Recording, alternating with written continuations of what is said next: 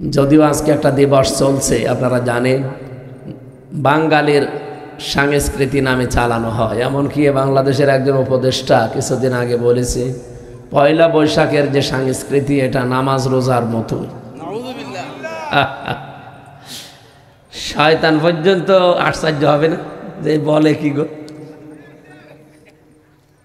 আপনারা না ওই ধরনের লোক, আপনার স্ত্রী ওই ধরনের লোক, তাই বলে সবাইকে আপনি এক মনে করেন। কোরআনের পাখি আল্লামা দেলাওয়ার হোসাইন সাইদি রহমতুল্লাহ আলাইহে উনি আপনাদের চট্টগ্রাম প্যারেড ময়দানে বলেছিলেন যে পয়লা বৈশাখের মুসলমানের কাছে অন্তত কোনো গুরুত্ব থাকার হিসাবই নেই। কিসের গুরুত্ব? মুসলমানের কাছে শুধু দুইটা দিবসের গুরুত্ব থাকবে, একটা ঈদুল আজহা, ঈদুল ফিতর। কি কথা বলে না কেন? কারণ এই দুইটা দিবসে আগে ত্যাগ, এরপরে ভোগ। আর বাকি যত দিবস আছে, সে ভালোবাসা দিবস বলেন আরে পয়লা বৈশাখ বলেন, সবগুলো আন্তর্জাতিক সাম্রাজ্যবাদী যারা, তারা আমাদের পকেটে টাকা বের করার জন্য এই দিবসগুলো বানিয়েছে। আপনি কয়েকশো বছর আগে চলে যান তো, এই বিশ্ব ভালোবাসা দিবস নামে যেটা পালন হয়, এটা পৃথিবীতে ছিল না। ইংল্যান্ড থেকে নিয়ে এসেছিল শফিক রেহমান নামে এক শয়তান। ওর নাম ছিল শফিক রহমান, ওর নাম পাল্টিয়ে দিয়েছে শফিক রেহমান। সাংবাদিকরা প্রশ্ন করছে, স্যার আপনার নাম তো রহমান, আপনি রেহমান করলেন? রহমানের ভেতরে মৌলবাদের গন্ধ পাওয়া যায়, এই জন্য আমি নাম পরিবর্তন করে দিয়েছি, রহমানের জায়গায় রেহমান। এত বড় একটা শয়তান যে আল্লাহর নাম পাল্টিয়ে ফেলতে পারে। তার নিয়ে আসা দিবস ইংল্যান্ড থেকে, এটা যদি বাংলাদেশের মুসলমান ছেলেমেয়েরা পালন করে, পালন যদি ভালোবাসা দিবস করতেই হয়, যারা বিবাহিত নারী পুরুষ তারা করবে। ওই দিন দরকার স্ত্রীকে কিছু গিফট কিনে দেন, আরও বাকি যা আছে তাই করেন। আপনার বিবাহের আগে কিসের ভালোবাসা? অনেক মানুষকে দেখা যায় বিবাহের আগে ভালোবাসার দাম দিতে গিয়ে প্রেমিকার মাথায় হাত দিয়ে বলে, আল্লাহর কসম আমি তোমারে ভুলে যাব না। এটা পোড়া গোনা না? মাথায় যে হাত দিয়েছে পোড়াটাই তো কবিরা গোনা। বিয়ের আগে কোনো মহিলার মাথায় এভাবে হাত দেওয়া যায় আল্লাহর নামে? বলছে আল্লাহর কসম জীবনে তোমাকে ভুলে যাব না। অবৈধ কোনো কাজ যদি কেউ আল্লাহর নামে আরম্ভ করে, ওর ঈমান থাকে? এই যে চুরি করা, এটাকে বৈধ না অবৈধ? বলেন বলেন। কেউ যদি বিসমিল্লাহির রহমানির রহিম বলে চুরি করা শুরু করে, ওর ঈমান থাকবে? জেনা করা অবৈধ কাজ, কেউ যদি বিসমিল্লাহ বলে আরম্ভ করে, ওর ঈমান থাকবে? কারণ মানুষ যখন কোনো পাপ কাজ করে, বিশেষ করে কবিরা গুনাহ, তখন ঈমান তার থেকে বের হয়ে দূরে চলে যায়। ও যতক্ষণ গোনার কাজে থাকে ততক্ষণ ঈমান ওর থাকে না। ও গোনা শেষ করলে ঈমান আবার এসে ভেতরে প্রবেশ করে। তাহলে আপনি এটা আন্তর্জাতিক বা সাম্রাজ্যবাদী যারা দুনিয়াতে আছে, আমাদের পকেটের টাকাগুলো বের করার বিভিন্ন রাস্তা বের করেছে তারা, তার ভেতরে পয়লা বৈশাখ একটা। কারণ আমাদের মুসলমানদের দিবসে কোনো খাবো খাবো নেই, আগে দেব এরপরে খাবো। আপনি দেখেন এক মাস এই যে রোজা রাখলাম, রোজা রেখে আপনি মরণের খাওয়া খাবেন হবে না। আগে ঈদুল ফিতরের যাওয়ার আগে সাদকা দেন, ফিতর দেন, দান করেন, যাকাত দেন। আপনার এই সাদাকাতুল ফিতরের টাকা পেয়ে আপনার পাশের গরিব মানুষের ছেলে মেয়েরা খাবে, আনন্দ করবে, ওদের হাসি দেখে আপনি হাসবেন। কি বলেন? ঈদুল আজহাতেও তাই।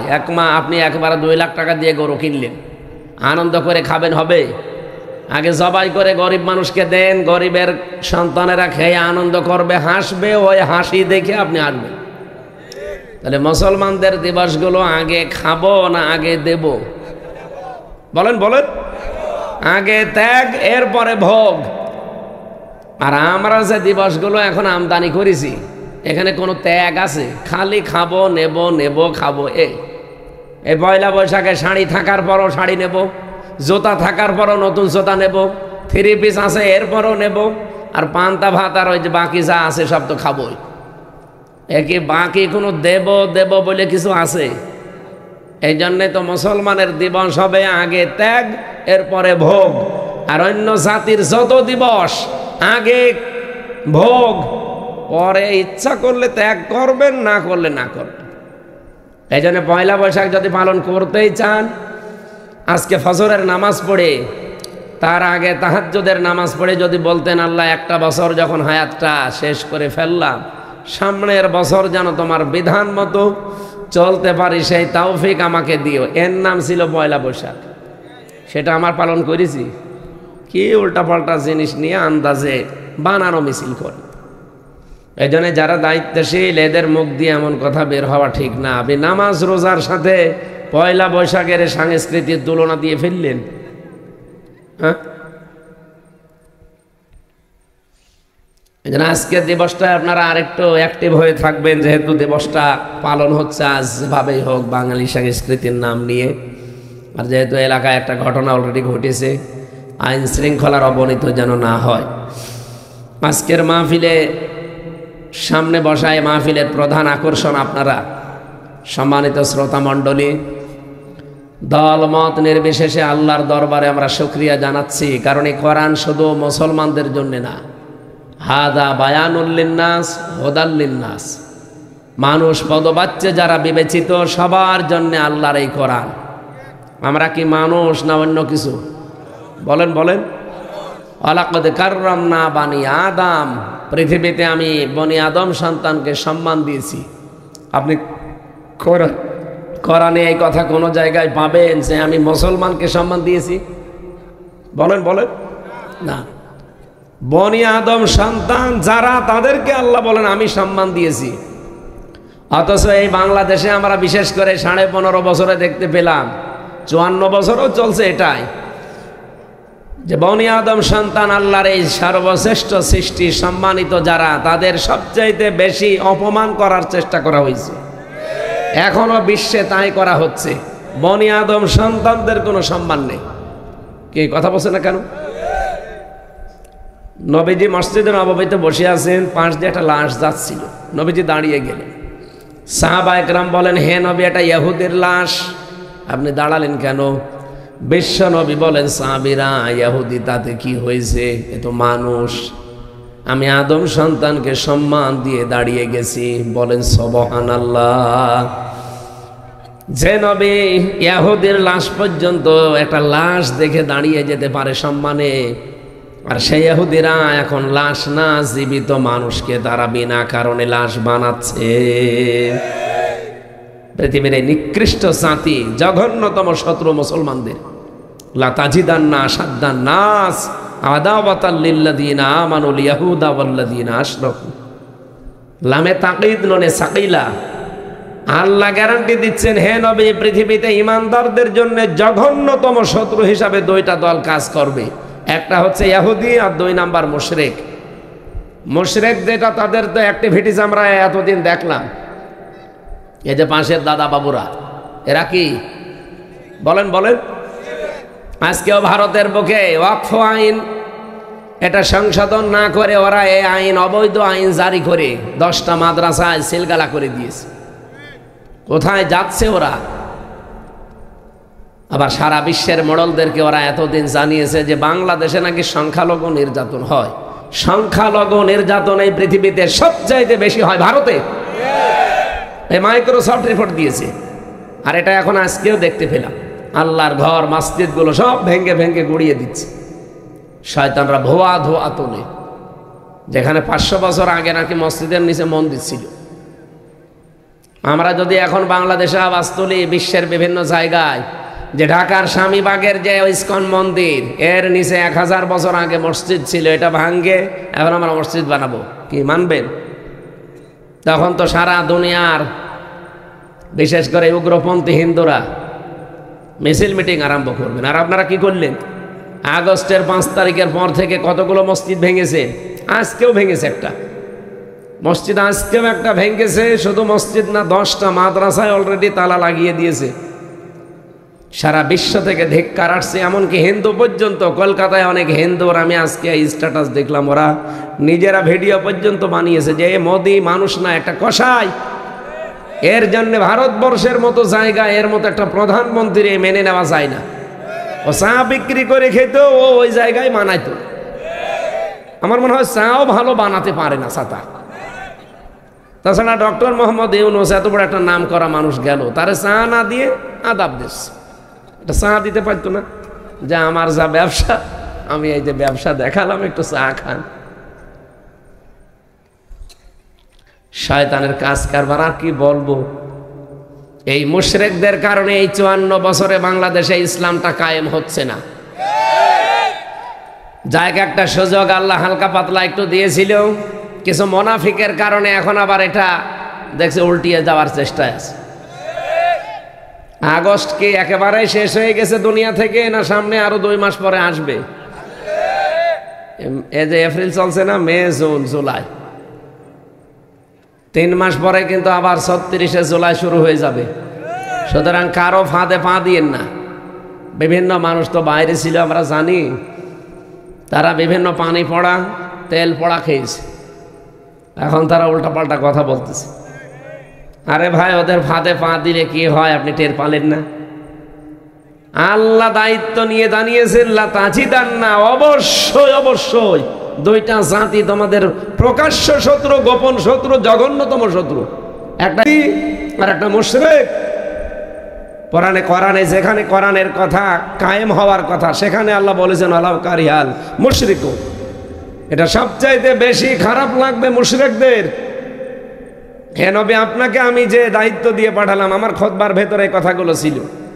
আল মাবউসু ফিনা বিল হুদা ওয়া দীনিল হক লিইয়ুযহিরাহু আলাল আদিয়ান। আপনাকে আমি পাঠিয়েছি খেলা করার জন্য না, সত্য দিন এবং হেদায়েত সহকারে দুনিয়ায় পাঠালাম। যত ধর্ম আছে, আদিয়ান, দিনের বহুবচন, সব দিনের উপরে আমার দিন, আমার ইসলামকে আপনি বিজয় করবেন। লিইয়ুযহিরাহু, এজহার মানে আমরা অনেকে মনে করি এজহার মানে প্রকাশ করা, এজহার মানে স্পষ্ট করা, না, এজহার মানে কায়েম করা, এজহার মানে বিজয়ী করা। আপনি আধুনিক ব্যাখ্যাগুলো দেখেন, এজহার মানে বিজয়ী করা অর্থ লেখা আছে, এটা আমরা অনেকে বলতে চাই না।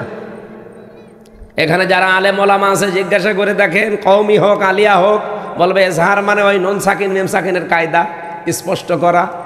এজহার মানে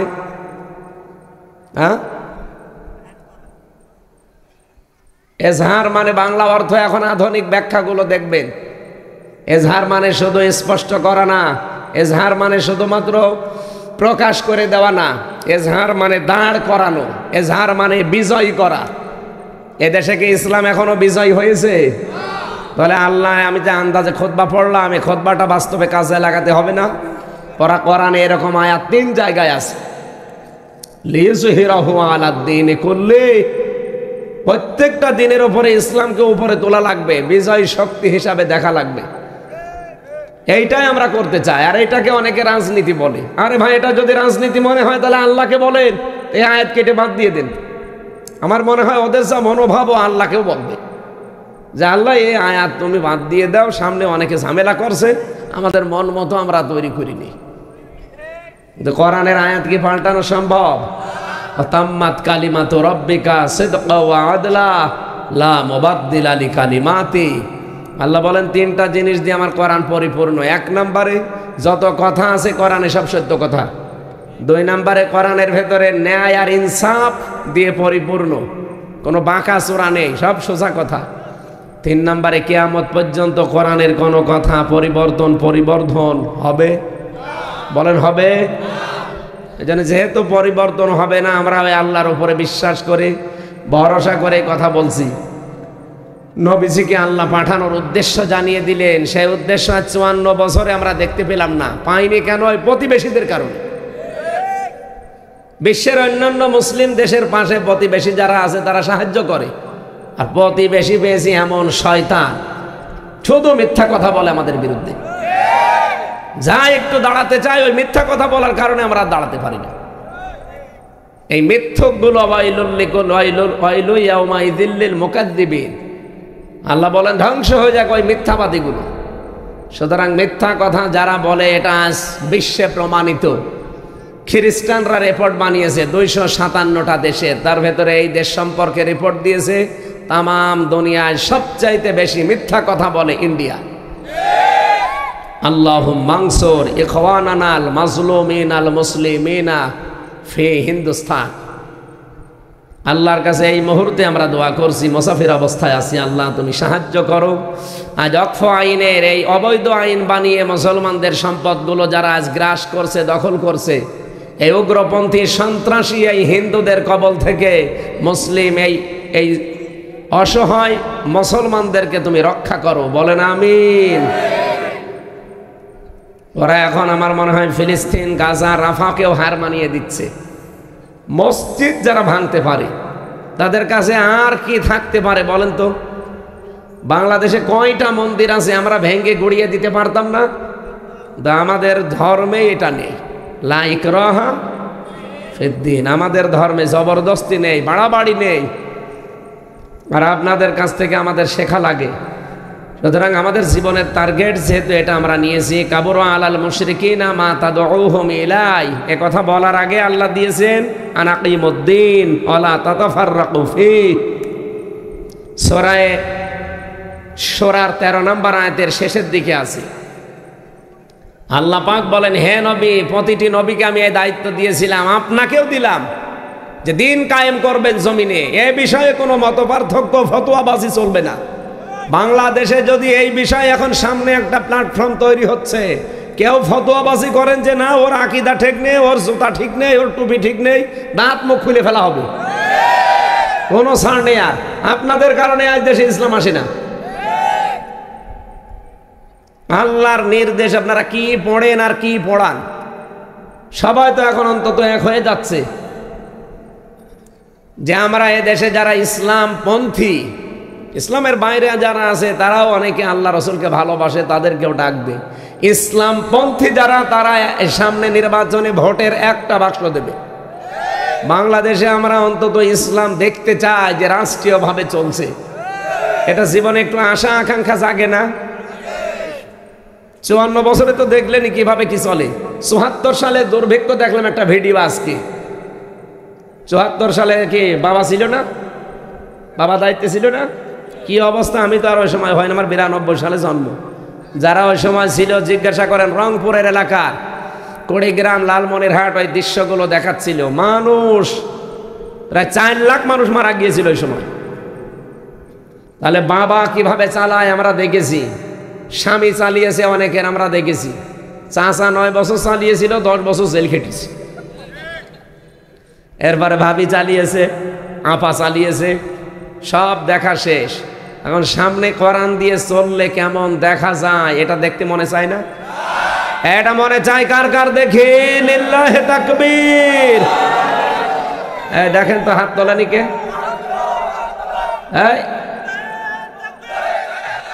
ঠিক আছে, পুলিশও হাত তুলেছে। হ্যাঁ, পুলিশও পক্ষে আছে, আলহামদুলিল্লাহ। এরকম প্রশাসনই চাই সামনে। অনেকে হাত তুলতে চায় না পুলিশে, আজকে দেখলাম পুলিশেও হাত তুলিস। তার মানে সামনে আমরা দেখবো ইনশাল্লাহ 56,000 বর্গ মাইল আল্লাহর এই কালাম দিয়ে চলছে। আপনাকে আমি গ্যারান্টি দিতে পারি মিনি জান্নাত হয়ে যাবে। এ দেশটা যদি সত্যিই চলে না, এ দেশ মিনি জান্নাত হয়ে যাবে। জান্নাতে বসবাস করলে যেমন লাগবে আপনি মনে করবেন আমি একটা জান্নাতে আছি।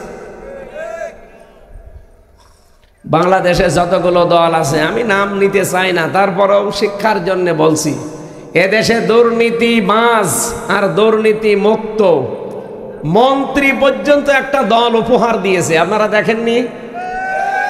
যে দলের মন্ত্রী পর্যন্ত কোনো দুর্নীতি করে নাই, হাজার হাজার কোটি টাকা না, 4 আনাও না, 4 আনা পয়সা পর্যন্ত দুর্নীতির খোঁজ পাওয়া যায়নি অনবেক্ষণ যন্ত্র দিয়ে খোঁজ করেও। এরপরে আপনাদের আর কি দেখানো লাগবে বলেন? আপনাদের দেখাতে হলে এখন জান্নাতে নিয়ে যাওয়া ছাড়া আর উপায় নেই। আর ওটা তো মরা ছাড়া সম্ভব না। তাহলে আপনাকে আজকের ওই যেটা মরে গেছে ওরকম মেরে ফেলি, আপনাকে আমি দেখিয়ে নিয়ে আসবো চলেন জান্নাতে কেমন শান্তি আছে।